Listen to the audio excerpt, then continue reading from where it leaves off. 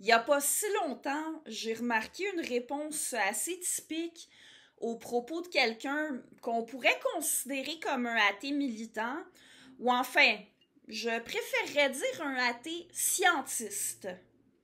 Il fait la promotion de la pensée rationnelle, de la science. Il rejette tout ce qui contredit les conclusions qu'on obtient en utilisant la méthode empirique couplée de rigueur intellectuelle et incluant les religions. Et il déplore aussi les effets négatifs des religions sur les sociétés.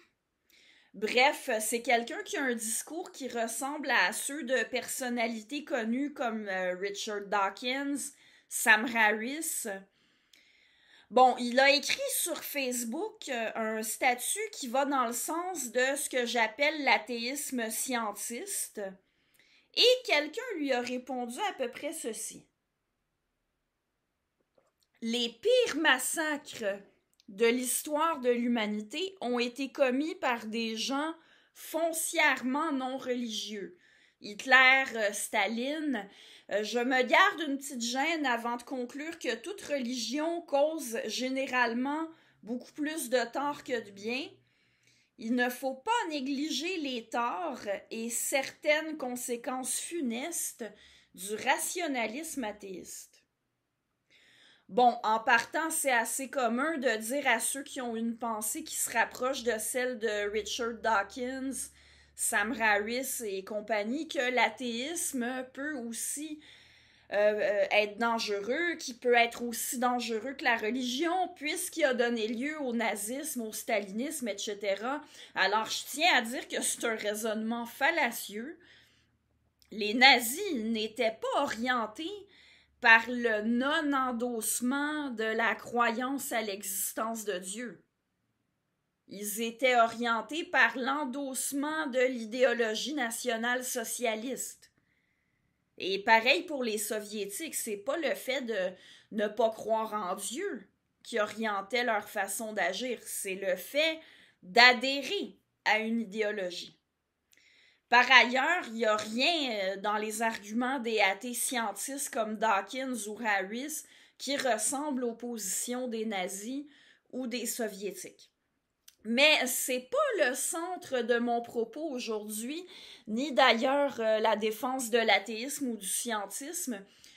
Je voudrais me servir du concept de rationalité pour faire valoir ceci. La définition des concepts prend beaucoup d'importance dans l'activité intellectuelle. Un même mot peut prendre des sens considérablement différents dans des disciplines différentes, et quand c'est le cas, ça devient important de ne pas confondre les différents sens d'un même mot. Alors quand j'ai vu la réponse de la personne que j'ai citée plus tôt, qui disait que le rationalisme athéiste est dangereux parce qu'il donne lieu à des idéologies comme celle d'Hitler, je lui ai fait remarquer que le nazisme ne rencontre justement pas les critères de la rationalité dont les athées scientistes font la promotion.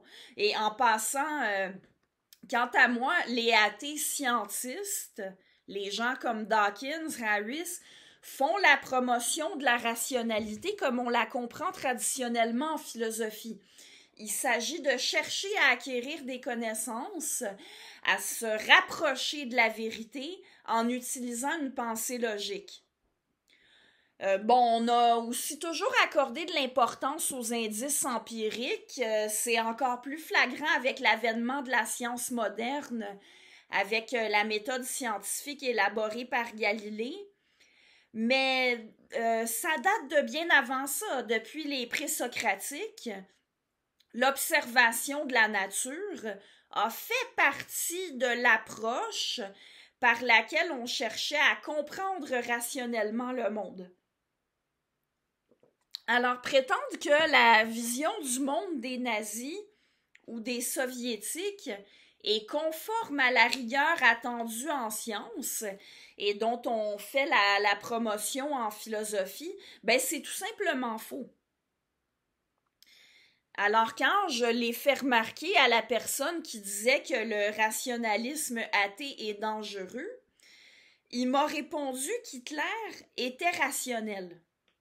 Hitler avait des buts à atteindre, comme l'élimination de ceux qui, selon lui, avaient des torts génétiques, l'homogénéisation culturelle et génétique de ce qu'il concevait comme la race supérieure. Et lui-même et ceux qui le suivaient agissaient de façon à atteindre ces buts-là. En un sens, c'est effectivement rationnel, mais pas au sens où on utilise ce mot-là quand on fait la promotion de la science, ni plus largement en philosophie. La personne confondait avec le sens que prend le mot rationalité en économie. En économie, on qualifie de rationnel un agent qui a des finalités, qui poursuit des buts et qui est capable d'ajuster son comportement de façon à atteindre ses buts. Encore une fois, en philosophie, en sciences, dans les discours qui font la promotion de la pensée scientifique, de la pensée rationnelle, par rationalité, ce qu'on veut dire, c'est les tentatives de prendre connaissance de la vérité en utilisant les indices empiriques, ce qu'en anglais on appelle les evidence, et en faisant preuve d'une logique rigoureuse. En économie, on parle pour ainsi dire d'une rationalité instrumentale. Il s'agit vraiment de la poursuite de buts personnels. En philosophie et en sciences, il s'agit d'accroître la connaissance théorique du monde dans lequel on vit. Ce sont deux sens différents du mot rationalité, et les idées d'Hitler ou de Staline ne rencontraient pas les critères dont on fait la promotion en philosophie et en sciences. Pas plus qu'une religion théiste comme le christianisme. Le rationalisme athée, pour reprendre les termes de mon interlocuteur, ou encore l'athéisme scientiste, comme je préfère le désigner, n'accorde pas plus de crédit au nazisme ou au stalinisme qu'aux religions théistes.